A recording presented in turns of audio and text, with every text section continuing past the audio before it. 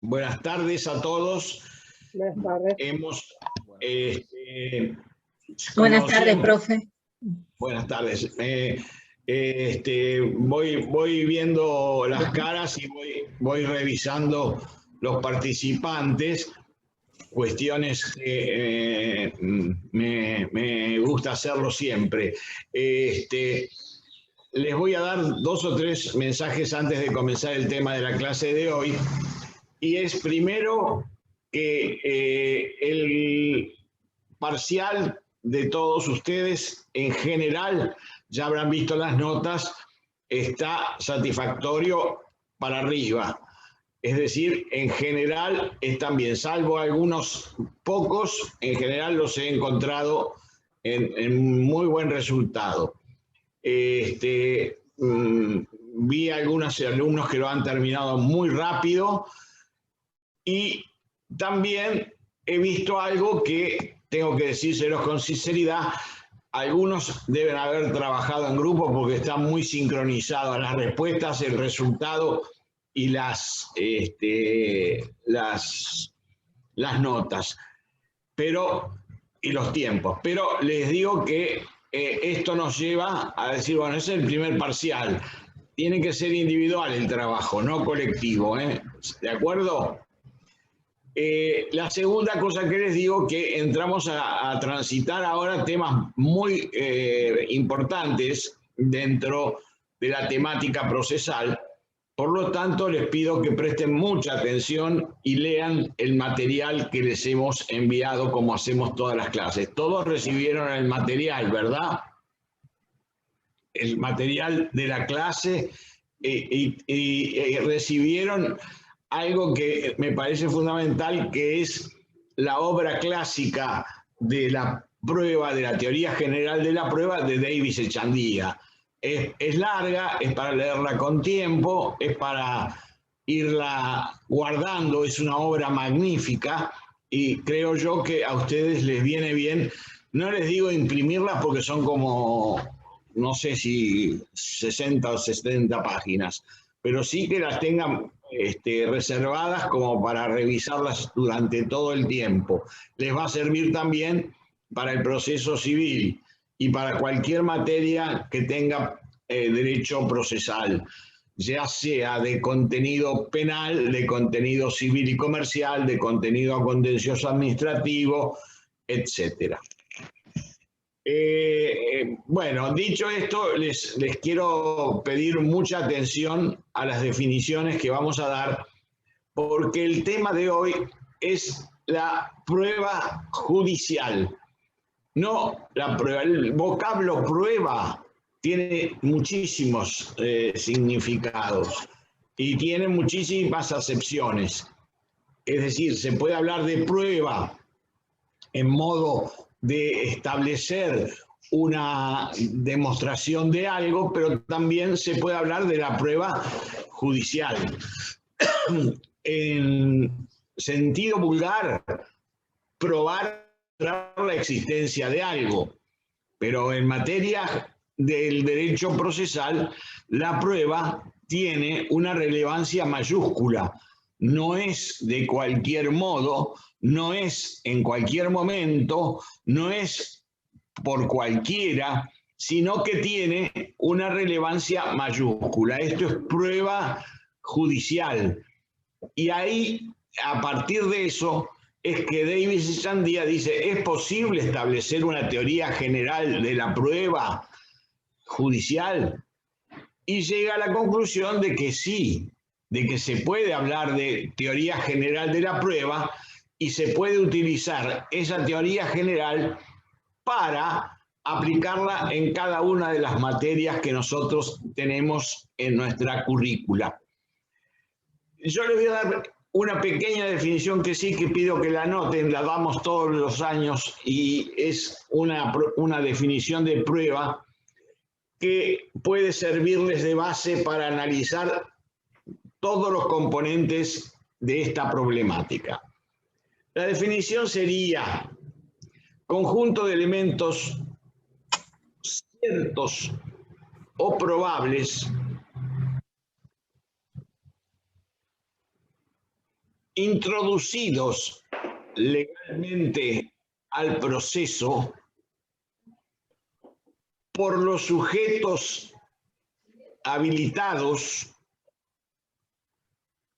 a los efectos de formar en el juez conocimientos ciertos o probablemente ciertos acerca de los extremos fácticos contenidos en la pretensión que ejercita la acción respectiva. Esta, si a alguien le faltó alguna frase, me pide la repetición, pero creo que quedó claro. Yo lo voy a ir desmenuzando ahora el concepto para ir viendo que no... Disculpe, doctor, se cortó totalmente, por lo menos a nosotros se nos cortó toda la definición, no pudimos anotar. La voy a repetir, para los que no pudieron anotarla, se las repito. Es conjunto de elementos. La compu. Hola, Vázquez Juan, por favor. Conjunto de elementos ciertos o probables introducidos legalmente al proceso por los sujetos habilitados a los efectos de generar en el juez conocimientos ciertos y probables acerca de los extremos fácticos de la pretensión contenida en la acción que se ejercita. Y ahora sí paso a desmenuzarla.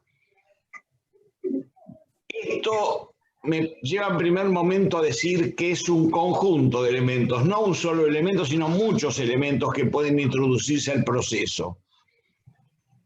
Estos elementos tienen características de certeza o de probabilidad según el grado de convicción que puedan formar hacia el magistrado, porque el ejercitar un acto procesal que determine el valor que va a tener ese acto procesal para obtener una providencia jurisdiccional favorable, no se exige que tenga andamiaje jurídico, es decir, no puedo invocar una razón que no tenga posibilidades ciertas de formar un conocimiento.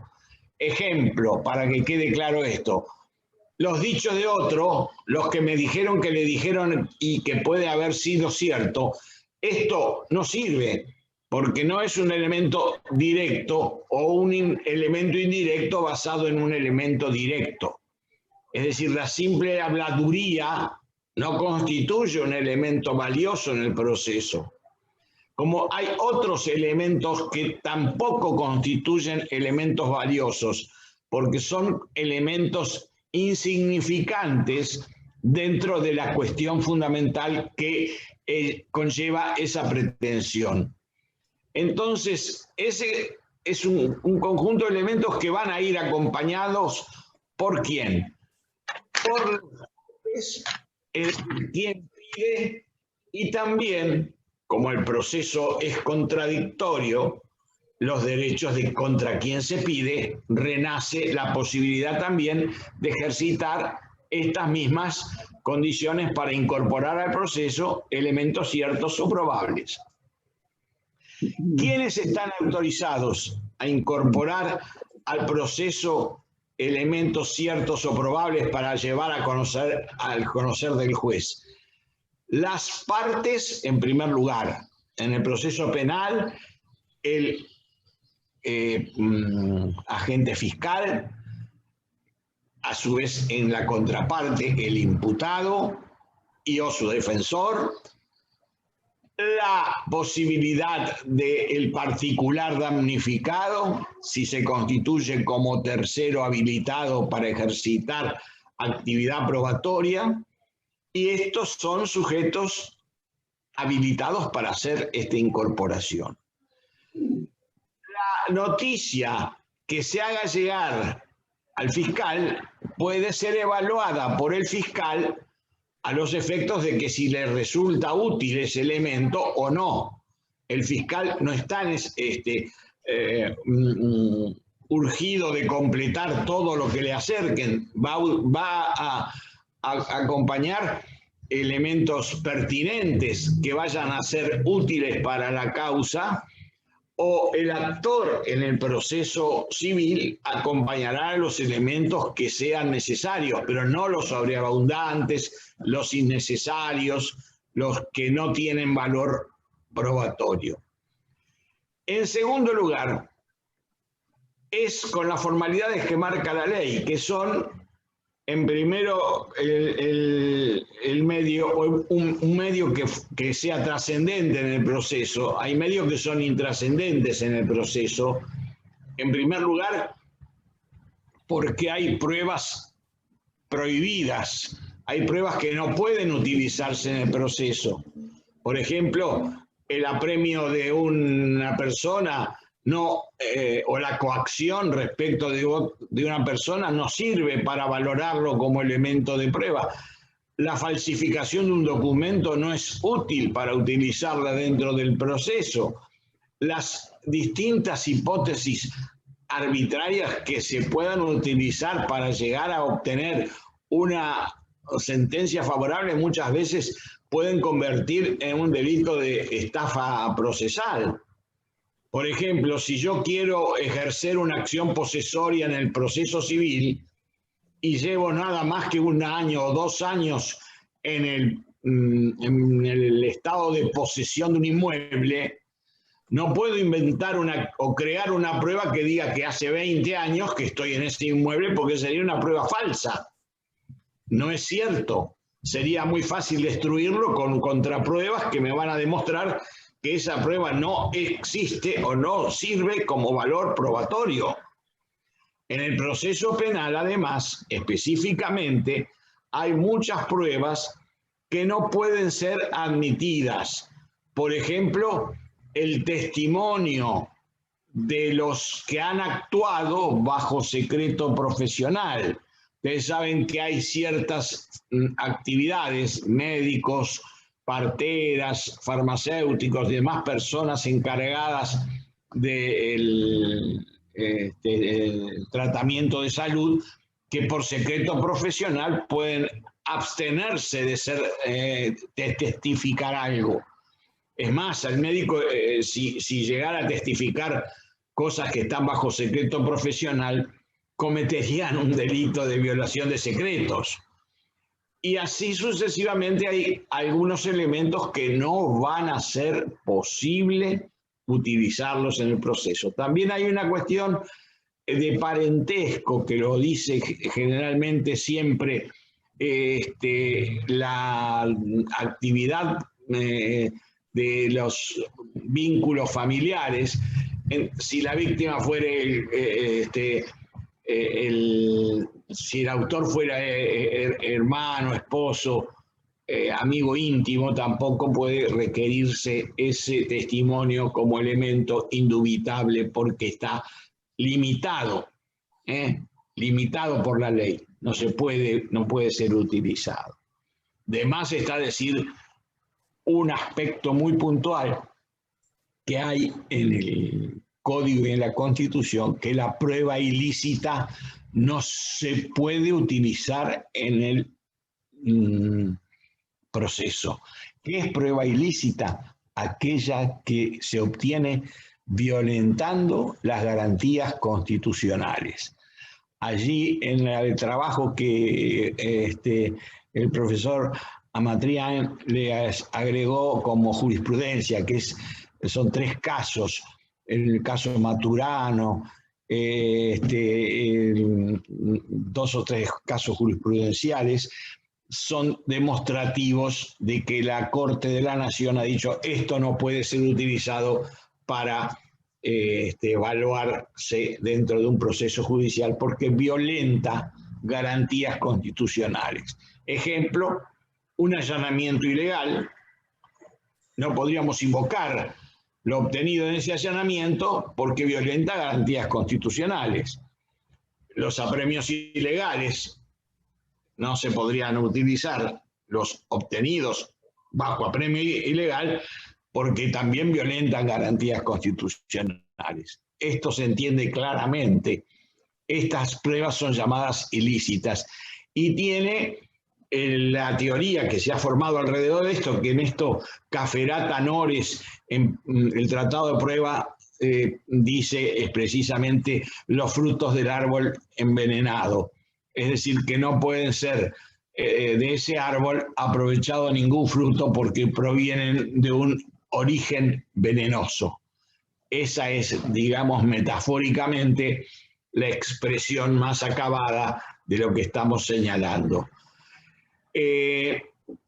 La prueba existe con regulación en los códigos procesales.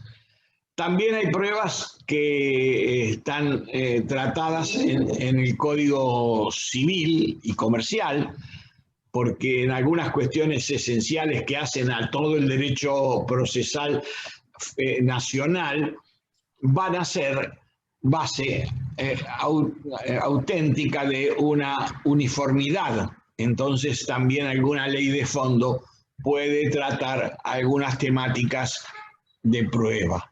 Pero en general las pruebas tienen una valoración y una introducción a través del sistema procesal. En este caso, el sistema que estamos hablando es el sistema procesal penal y entonces decimos que es esta prueba la que se puede introducir legalmente al proceso. Pasamos a la otra parte de la definición. ¿A quién va dirigida la prueba? Al juez, al magistrado, a los jueces en general. ¿Por qué? Porque ellos son los encargados de la decisión que va a recaer en ese proceso. Y esa intención de dirigirle al juez puede ser de dos maneras. Puede ser prueba de un elemento indubitable, una prueba directa, o pueden ser pruebas indirectas también, que pueden ser pruebas probables. A veces la probabilidad de una prueba depende del razonamiento jurídico que se haga sobre esa prueba. En el particular, ¿saben qué prueba tiene esa cuestión? La prueba de presunciones. La prueba de presunciones requiere, para que tenga efecto, valor probatorio, que esa presunción tenga un origen directo y que a partir de ello se pueda desarrollar un mecanismo de conocimiento que permita superar el estado de duda o de ignorancia del juez. ¿Qué hace el juez frente a la prueba? Es examinarla. ¿Qué hace el juez frente a la prueba? Es meritarla. Es decir, los sistemas de valoración de la prueba, en general, ya hay uno que no tiene prácticamente utilización en el sistema procesal, que eran la prueba legal o tasada. Esta es una vieja rémora del proceso inquisitivo. Se necesitaba dentro de ese proceso una tarifa legal y esa tarifa legal estaba dada por los números y las calidades de los testigos. Entonces se decía en la prueba legal o tasada que para que haga plena prueba debía contarse con el testimonio de 2 testigos hábiles, contestes en circunstancias, tiempo y modo para que pueda ser válida esa prueba. O cuando hablaba de la presunciones o indicios, hablaba de 2 presunciones e indicios directamente obtenidos de pruebas basadas en hechos directos. Cuando hablaba de la prueba de confesión, decía tenía que ser con tales o cuales requisitos. Si hablaba de la prueba pericial, tenía que tener tales o cuales requisitos. Si hablaba del comportamiento del juez frente a la prueba lo encorsetaba al juez a que no podía, aun cuando él tuviera la certeza de que un testigo es suficiente para el sistema procesal de las pruebas legales, no era válido. Es decir, por más que alguien diga, yo vi a esta persona robar, esa persona única es la que podía ser utilizada en ese sistema, no podía ser válida. ¿Me entienden esto? Lo que ese sistema fue dejado de lado y pasó a un sistema de libres convicciones o sana crítica racional. ¿Qué es esto de la sana crítica? La sana crítica es un método de una derivada de la lógica y de la experiencia. ¿Qué significa sana crítica? Sana crítica significa que la experiencia del juez y el conocimiento jurídico va a permitir razonar de una determinada manera.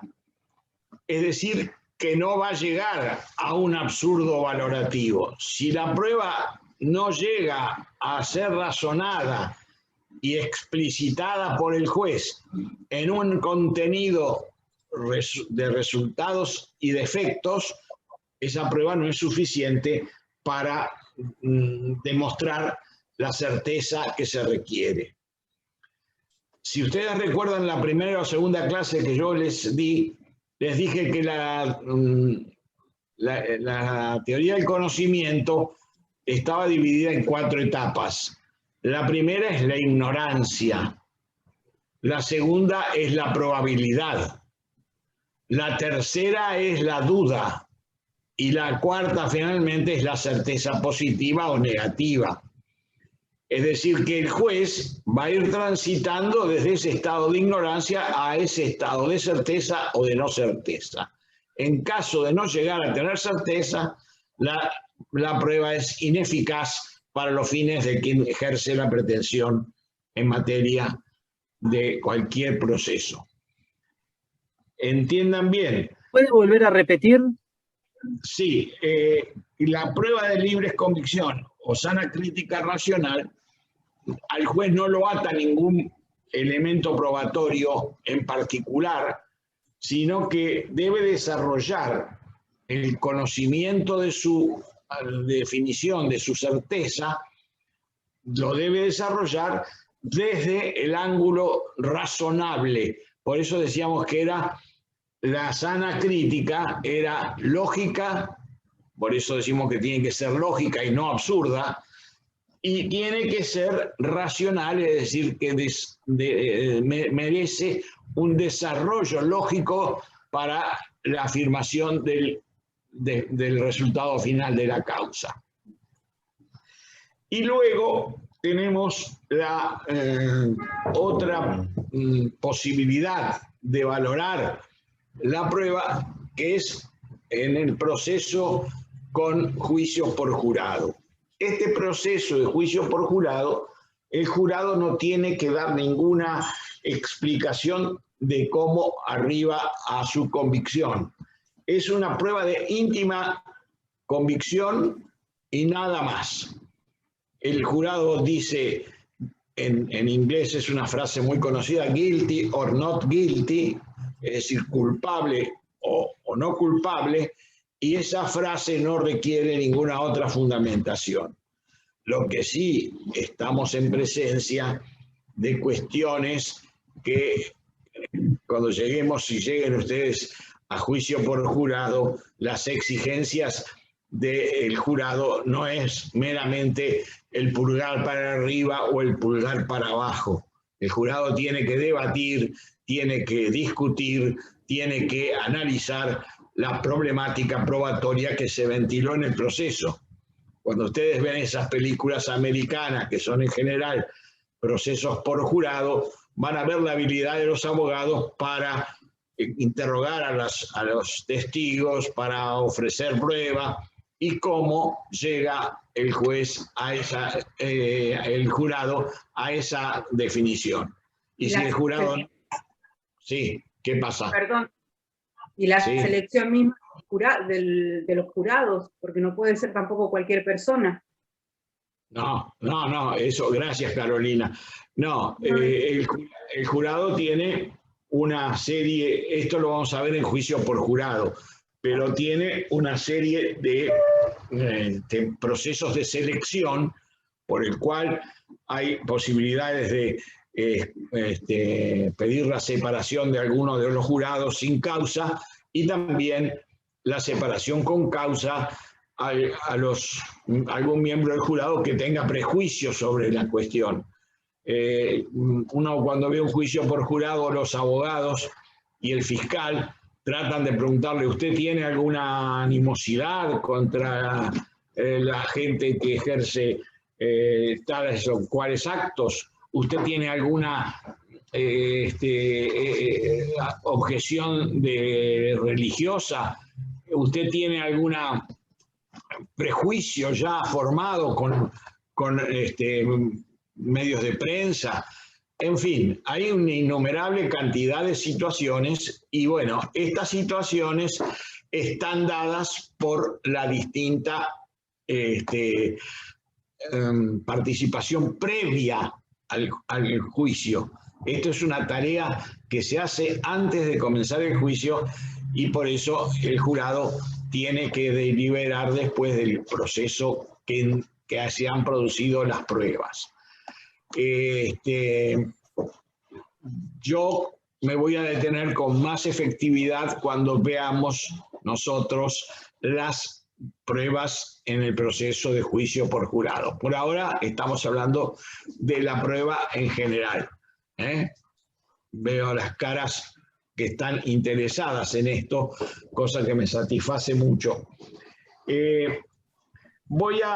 Entonces, esto es cómo se valora la prueba. Voy a darles, acá hay que hacer una lectura también al Código Procesal para ver los principios generales de prueba que establece el Código Procesal en toda la parte de pruebas y de documentos, ¿no? Porque también allí hay exigencias bastante útiles en las actuaciones judiciales, en las actuaciones del fiscal, en las actas y en todos aquellos elementos que van a ser incorporados al proceso. La importancia de la prueba radica esencialmente que el código ha abierto la posibilidad de cualquier medio de prueba es apto para el artículo 209 y de ahí en adelante el artículo 209 habla de la libertad probatoria, dice todos los hechos y circunstancias relacionadas con el objeto del proceso pueden ser acreditadas por cualquier medio de prueba establecido en este código. Además de las establecidas en este código, podrán utilizar otros siempre que no supriman garantías constitucionales, lo que les dije antes. ¿Se acuerdan que hablamos de la prueba ilícita? O afecten al sistema institucional. Las formas de admisión y producción se adecuarán a los medios de prueba que resulten acordes a las que están previstas en este código. ¿Qué quiero decir con esta? ¿Qué quiere decir el artículo 206? El artículo 206 quiere decir que cualquier medio que sea lícito, pertinente y eficaz. Debe haber una prueba que sea útil y eficaz y que no se extralimite por su condición de extrema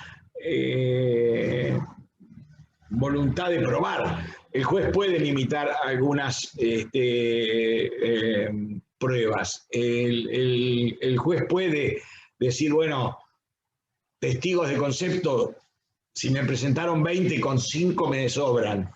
Basta, los otros no los necesito. Con esto ya tengo acreditado el concepto de esta persona.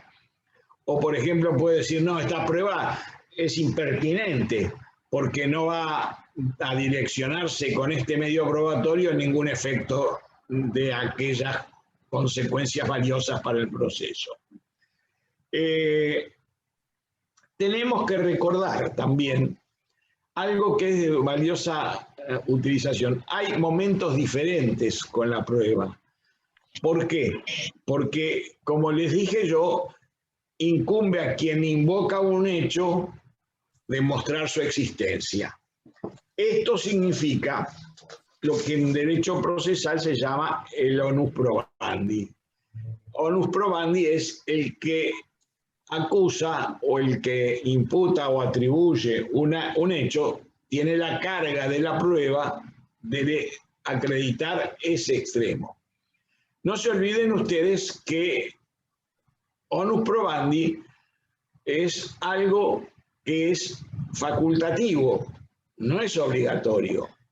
Lo único que tiene es que si no pruebo, como dijimos cuando explicamos a Alquivenda, dijimos que era una expectativa del proceso, y Calamandrei también lo sostiene igual, de que, igual que Goldschmidt, que el proceso es algo no obligacional, es algo de autocomposición para relacionar esto con en un proceso. Entonces, hay distintos momentos de prueba. El primer momento de prueba, vamos al proceso penal, es la condición... Profesor, disculpe que lo interrumpa, se está cortando mucho. Pero no por parte mía, yo tengo muy buena conectividad, ¿eh? Revisen la conectividad de ustedes, pues yo tengo audio y video en plena condición. Ustedes tienen que lograr... No, debe ser por la lluvia también. ¿Por qué? Que se está En la cortando mucho. Sí, A mí en la también se mayoría, me corta. También se me corta un poco.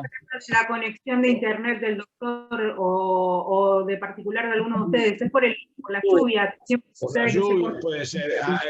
Igual esto lo vamos a subir grabado a la página, ¿eh? Así que yo más que nada quiero que presten atención, porque además de esto, me gustaría intercalar con ustedes preguntas y cosas que van a ser muy útiles. Así que yo les digo que los principios básicos son las distintas etapas de la prueba. La etapa inicial, que se llama investigación penal preparatoria, ¿quién la está preparando? El fiscal. ¿El fiscal qué hace? Busca elementos de prueba y va descartando, aportando algunos u otros. Y esos elementos de prueba van a ser expuestos cuando el proceso se lleve adelante.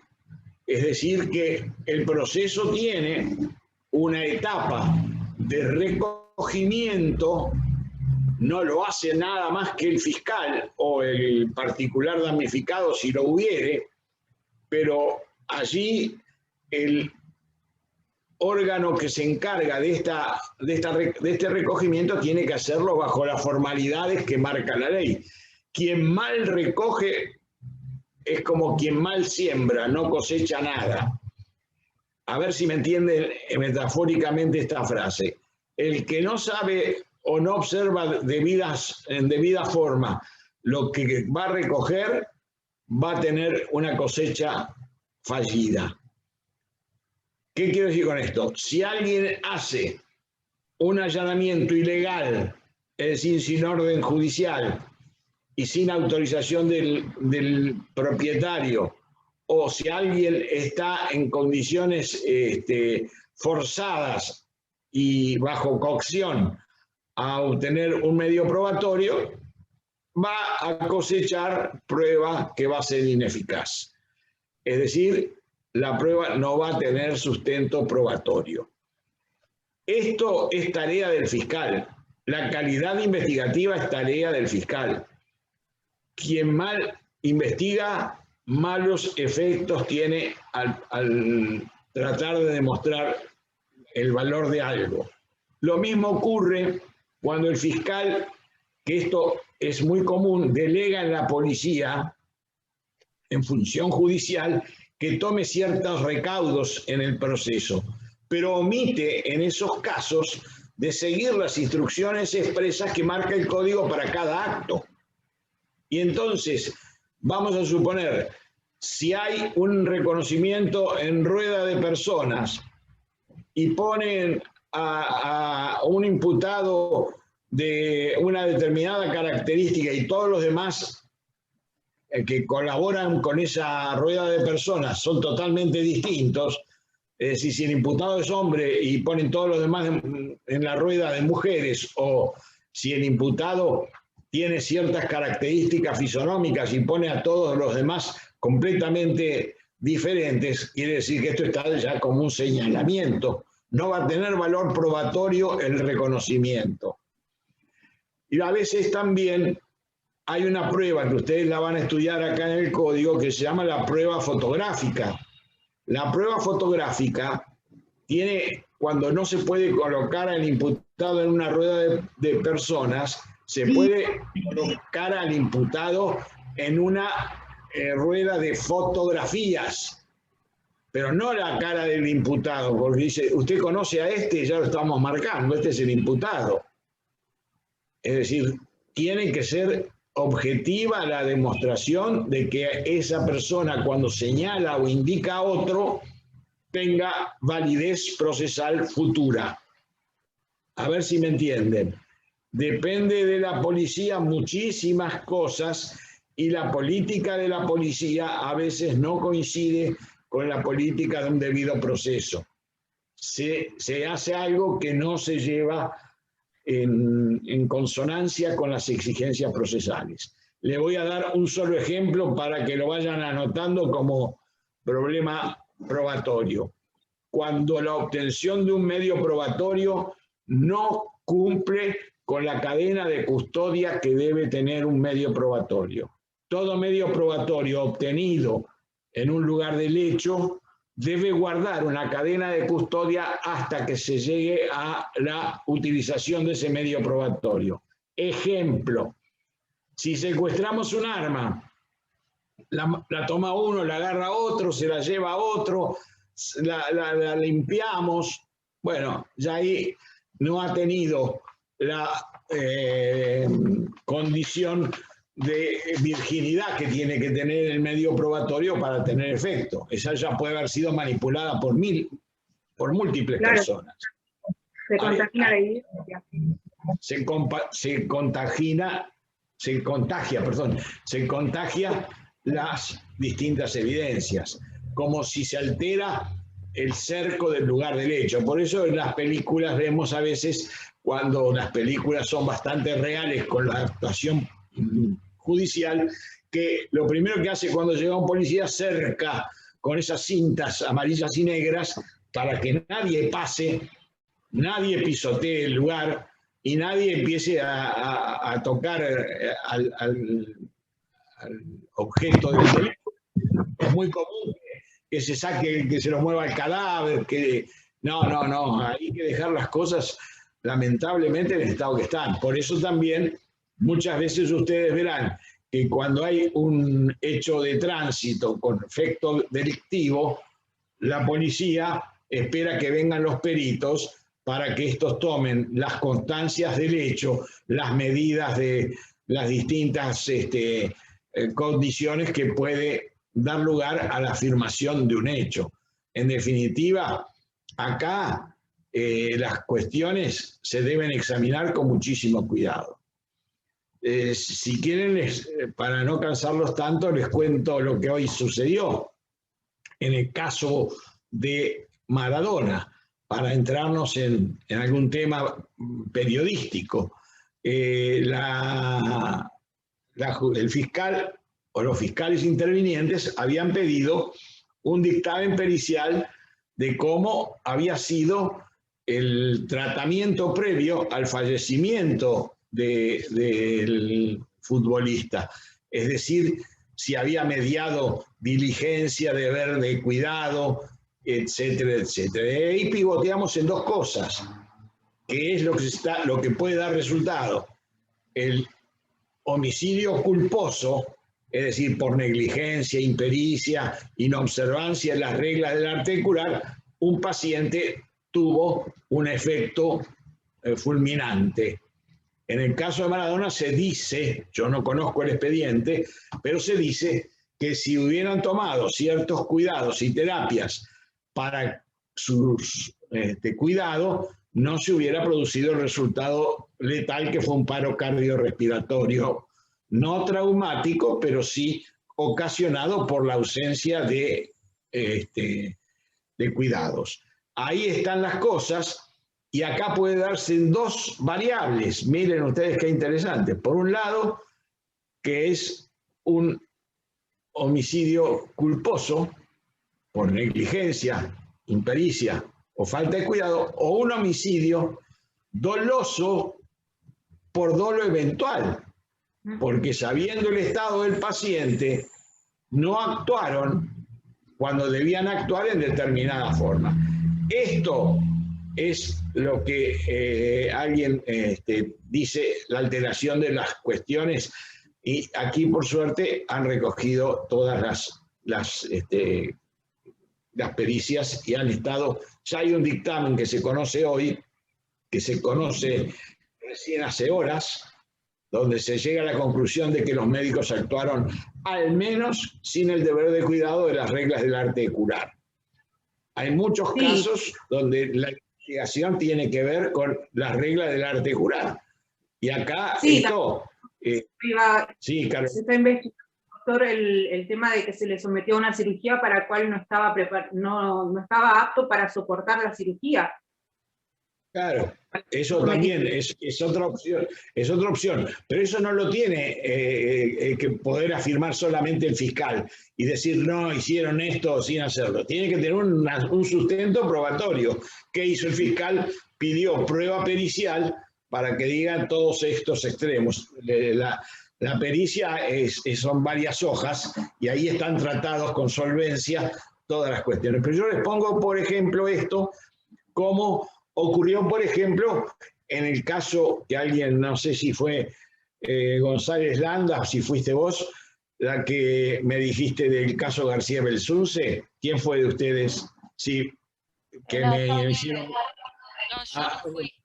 Acosta Nieves, bueno, Acosta Nieves. Bueno, ahí tienen, los que siguieron el caso García Belsunce se habrán dado cuenta que todas las maniobras que se hicieron para recoger datos estaban basadas en movimientos e incluso hasta las heridas de craneales que tenía no eran heridas de golpe, sino que eran heridas de arma de fuego. Después apareció el famoso proyectil o la cápsula. El pituto. Y bueno, sí, el pituto, famoso pituto, que llega a la conclusión de que no se cayó en una bañera, sino que fue víctima de homicidio. Más allá de eso, todas las pruebas se fueron frustrando por una negligente actuación fiscal, por una participación de que muchos familiares no querían el escándalo jurídico y querían tapar las cuestiones y dejarlas ahí. Se hizo un embarre de las condiciones de la causa. Más hace tiempo muy, muy cercano, no tan lejano, la causa de Nisman, también hubo muchísimo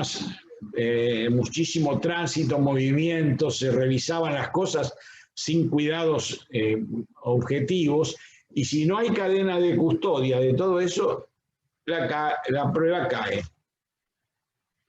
¿Qué quiero decir con cadena de custodia entonces? Que la obtención de los rastros del proceso tienen que guardarse dentro de una seguridad mínima que haga que el resultado que se vaya a obtener pueda ser eficaz. Estoy viendo a Eliana Vargas, que está con una foto muy, muy agradable, pero no está en pantalla, ¿eh? No sé si sí, profe, pero no me anda muy bien el internet, pero estoy atenta a la clase. Estás atenta, bueno, mejor, me alegro. Yo estoy controlando todo, ¿vieron? Sí, está bien, controle, profe. Al zorro no se le escapa nada. Bueno, Te rompo un cachito. Doctor, que justamente Sí. usted señaló algo sobre el método también de la obtención de la prueba, que es muy importante, porque de ahí también tenemos el fruto del árbol envenenado, que también es importante. De eso también ya hablé y les dije que es un trabajo muy bueno de un procesalista un cordobés bueno, Caferata Nores, había trabajado mucho sobre los frutos del árbol envenenado. Bien, entonces ya vimos los estados intelectuales del juez respecto de la prueba, vimos los principios probatorios, la necesidad de la prueba. Bueno, hay ahora, yo lo voy a pasar más bien rápido para no extenderme mucho, porque yo quiero que ustedes lean y busquen el libro que con un trabajo enorme el profesor Mitrián fue el que bajó a Davis Echandía en la página. Así que esa es lectura muy útil, les va a resultar bien beneficiosa.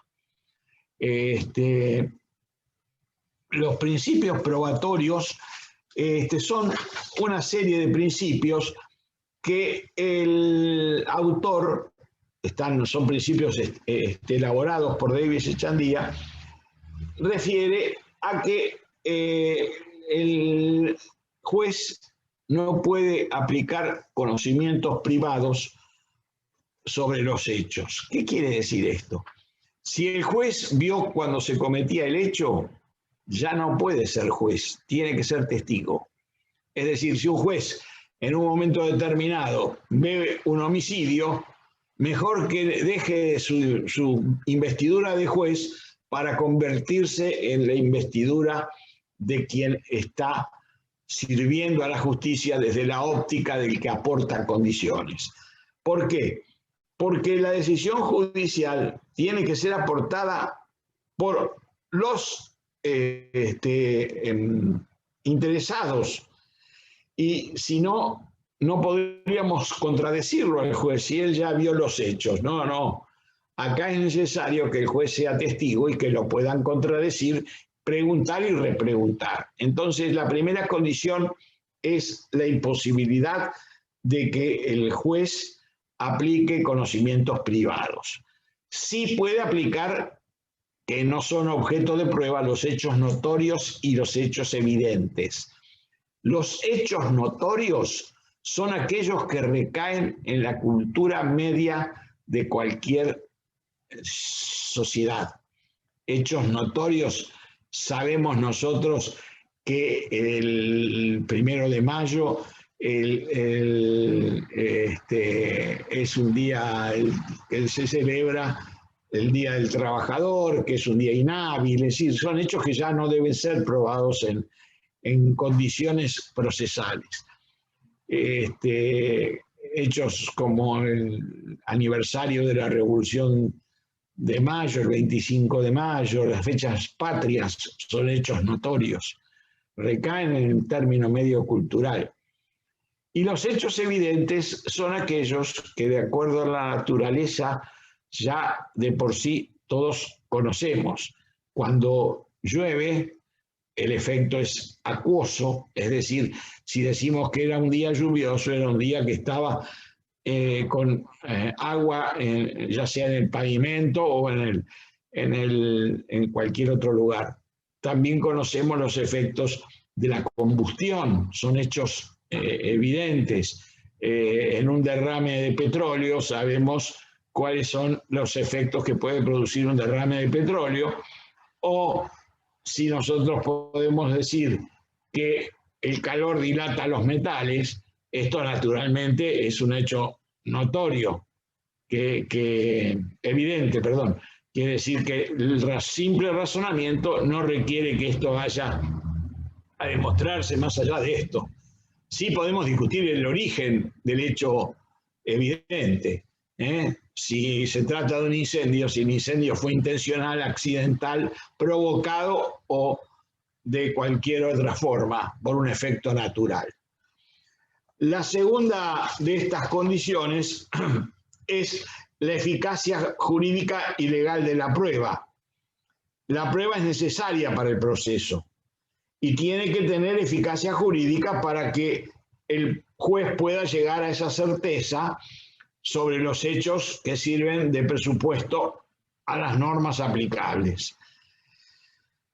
Generalmente, la prueba se aporta por una serie de elementos probatorios: prueba de testigos, prueba pericial, prueba de confesión, prueba presuncional.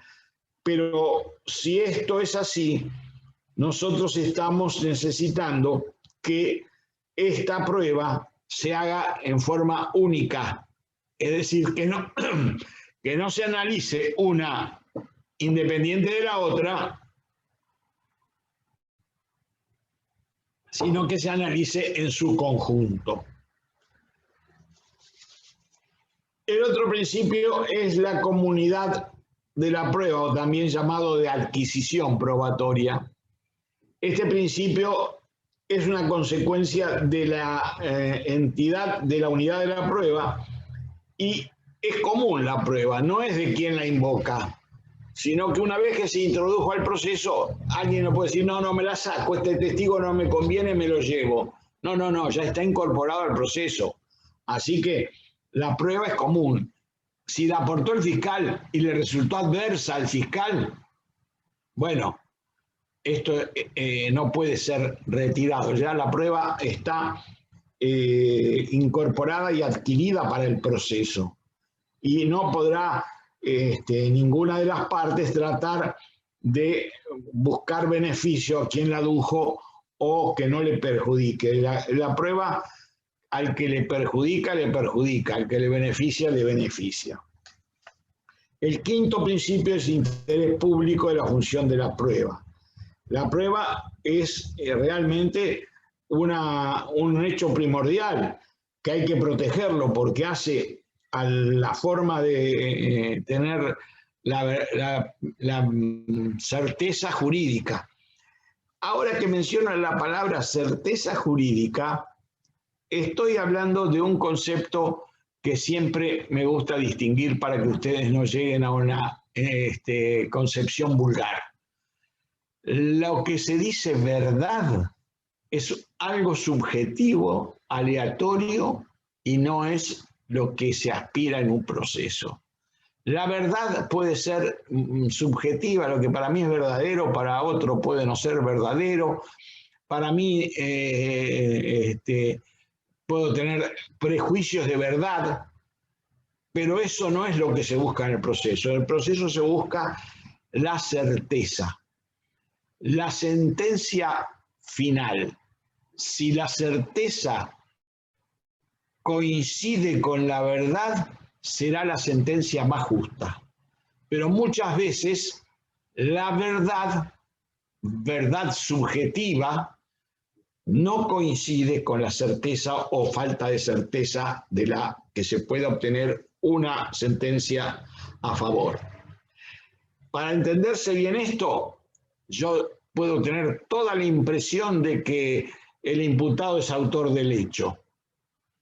Yo puedo tener toda hasta casi una pequeña convicción no jurídica, una convicción simple de que el imputado es el autor del hecho, pero si no hay prueba que me arrime la certeza de esa imputación, no lo puedo dar por válido.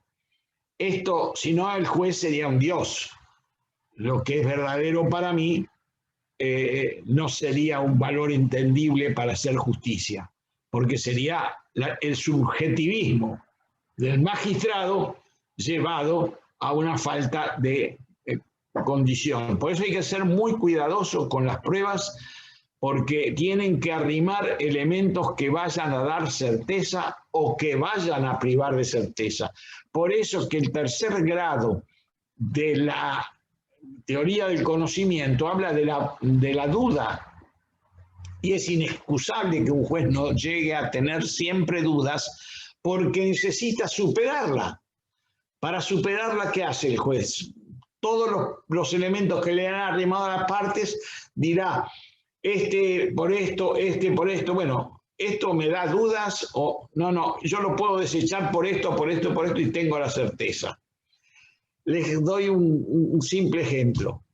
Hay una causa criminal con 2 testigos que dicen A y 2 testigos que dicen B.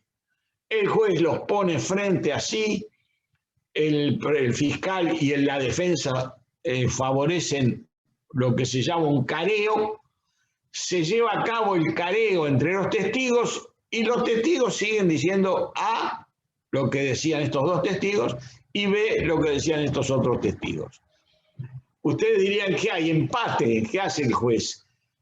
El juez lo que tiene que hacer es un razonamiento lógico y verificar en base a su experiencia y a su razonamiento qué testimonios son más valiosos que otros. Y esto pasa lo mismo con la prueba pericial. La prueba pericial tiene que estar fundada y el juez tiene que valorar la prueba pericial y a veces tiene incluso la facultad de apartarse de la prueba pericial y decir, no, para mí, en base a esto y a esto, la prueba pericial no me satisface para decir que esto es así. Por ejemplo, un caso que me ha sucedido muchas veces. Ustedes saben, cuando se habla de alcoholemia, se habla de grados de alcoholemia. Es decir, ¿qué es la alcoholemia? Es la ingesta de alcohol que deja relevancia en el dosaje sanguíneo. Y hay teorías que explican que en la mayoría de los casos, quien tiene un tercer grado de alcoholemia ya está en un grado que no pudo comprender o dirigir sus acciones.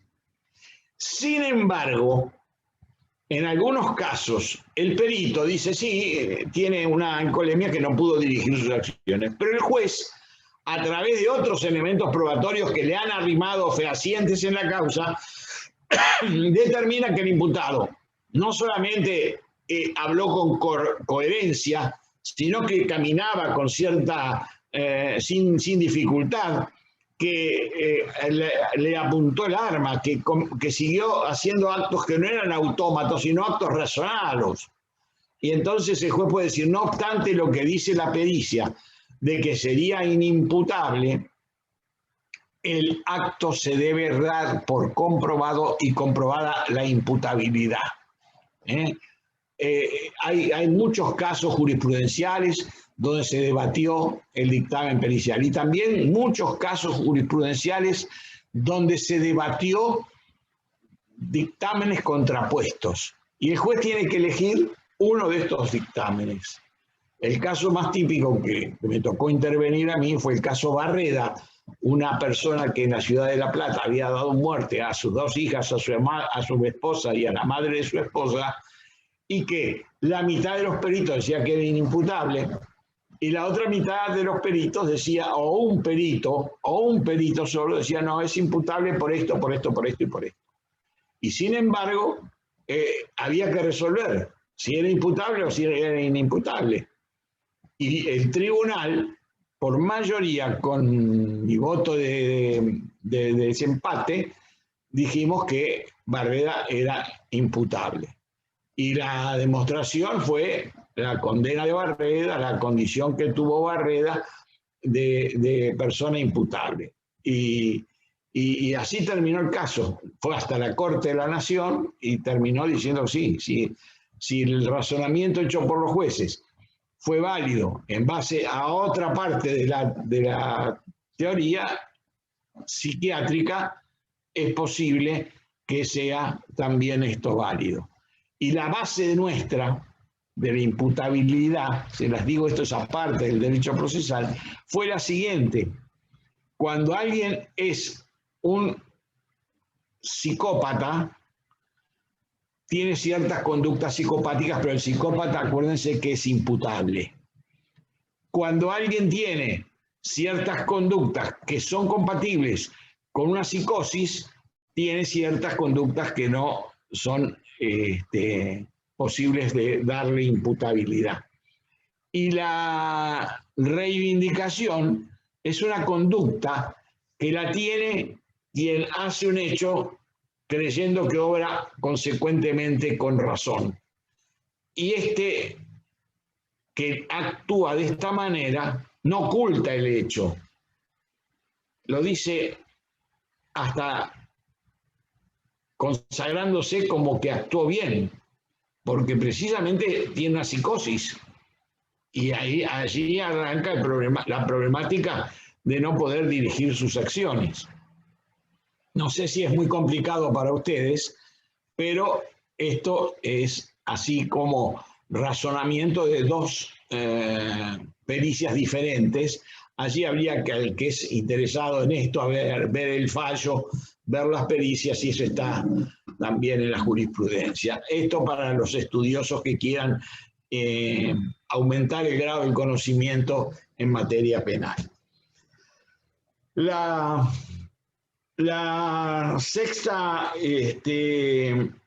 sexto principio es el principio de lealtad y probidad y veracidad de la prueba. ¿Qué quiere decir lealtad y probidad? Que las partes no tienen que llevar pruebas falsas a los jueces, porque esto hace perder el principio de buena fe en el proceso. Los elementos de prueba se tienen como la unidad y el interés general, no debe servir para ocultar o deformar la realidad, es decir, llevar testigos falsos al proceso. Esto es una estafa procesal, una forma de no solamente de responsabilizar a un testigo por falso testimonio, por eso es que el testigo tiene que saber que el falso testimonio en contra del imputado puede tener pena hasta 10 años de prisión, o 5 si es a favor del imputado. El séptimo principio es el principio de contradicción de la prueba, que permite, consecuentemente lo anterior, que las partes tengan posibilidad de contrarrestar los efectos probatorios de la prueba ofrecida por la contraparte. Ese principio es consecuencia del principio octavo, que es la igualdad de oportunidades para la prueba. Ambas partes, todos los sujetos procesales con habilitación para probar, tienen que estar en igualdad de condiciones. Voy a algunos principios a pasarlos rápido porque son obvios, como la publicidad de la prueba. La prueba se produce en audiencias públicas, y esto es un grado de compromiso con la persona que está participando del debate, como también con el principio de veracidad de los hechos que se ventilan en el proceso. No sé si habrá este año tiempo. Nosotros no teníamos una materia semestral y la han acortado a cuatrimestral, pero cuando era semestral solíamos llevar a los alumnos a los juicios orales para que vieran la intervención fiscal. Esto es público, puede ir cualquiera. Los alumnos en algún tiempo los acompañábamos para llevarlos a explicarles el sentido del juicio oral. Pero no se olviden que cualquiera individualmente puede ir a una sala de audiencias y sentarse y escuchar la audiencia. El principio de legitimación ya es sobreabundante. Tiene que estar legitimado quien ofrece la prueba. También hay una actividad que es naturaleza propia del proceso, que es la preclusión de la prueba. Quiere decir que hay una etapa de ofrecimiento, una etapa de producción y una etapa de valoración, que debe seguir paso a paso, y pasado la etapa de ofrecimiento no cabe, salvo que amerite un hecho nuevo o que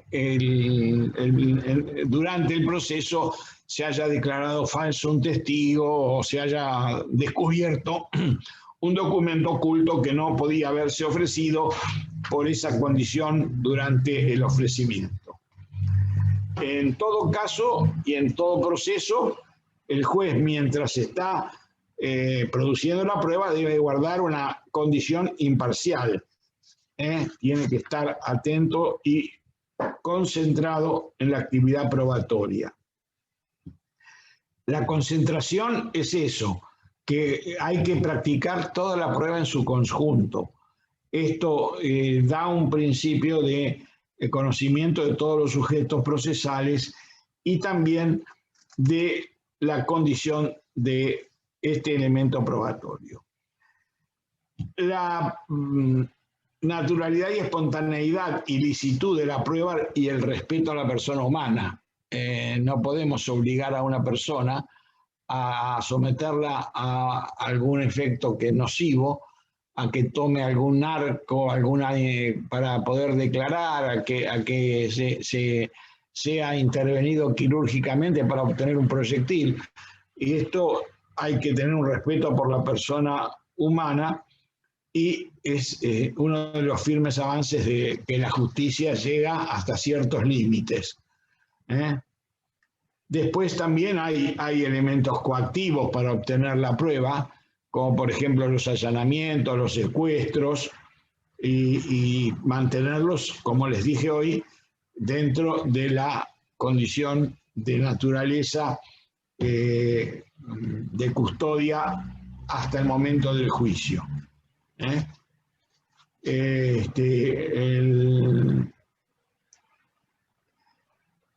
El principio más importante que para el imputado la prueba es verdaderamente gratuita. Si él necesita peritos o alguna cuestión que haga a su responsabilidad, esto va a ser hecho por el propio Estado, así como tiene derecho a la defensa pública. Hay una frase de Carneluti, que se las quiero leer para terminar, que dice que el juez está en medio de un minúsculo cerco de luces, fuera del cual lo demás es tinieblas. Detrás de él está el enigma del pasado y delante de él el enigma del futuro. Ese minúsculo cerco es definitivamente la prueba.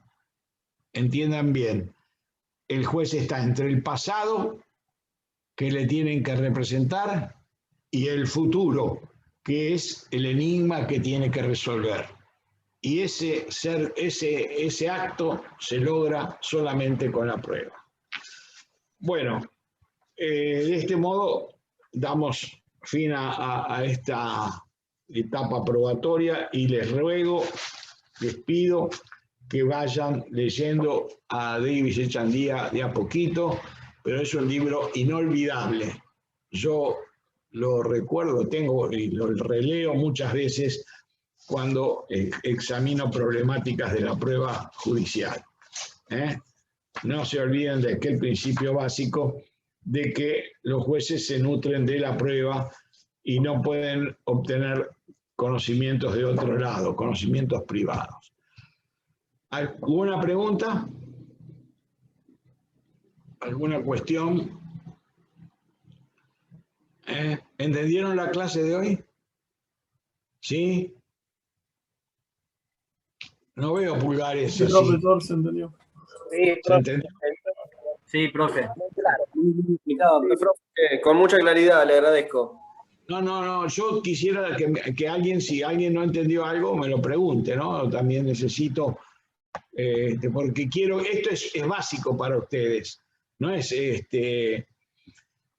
yo estoy siempre a disposición de ustedes, eso quiero que lo sepan, y que cualquier duda o cualquier cosa, estos son los conocimientos más trascendentes que tenemos en el. Ya en alguna clase vamos a charlar un poquito en persona a persona. Yo me voy a dirigir con ustedes para ver si hay algo que les quedó para la próxima clase, tal vez antes de empezar el tema de la próxima clase, que me hagan alguna pregunta si quedó pendiente. Es más, si de lo que ustedes leen queda algo dubitativo, me lo preguntan. ¿De acuerdo? ¿Sí? Sí, perfecto. Gracias, profesor. Bueno, sigan ustedes en contacto con los distintos grupos de apoyo. Gracias. Ok, gracias, profe. Gracias, Nos profe. vemos. Gracias, profe. Hasta luego, profe. Gracias.